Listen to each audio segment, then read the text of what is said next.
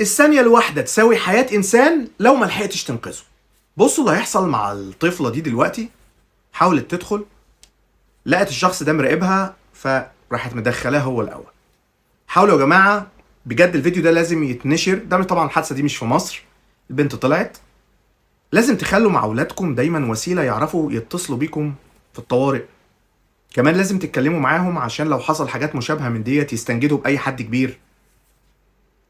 كمان الأطفال في أعمار معينة ما ينفعش يتسابوا في الشوارع لوحدهم.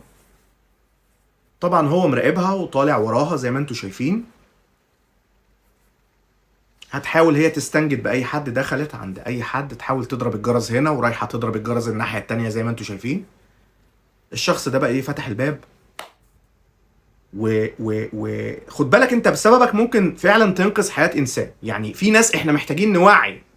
وعوا يا جماعة ووصلوا الفيديو ده لأكبر قدر ممكن من الناس. ربنا يحفظنا احنا وولادنا. صلوا على النبي.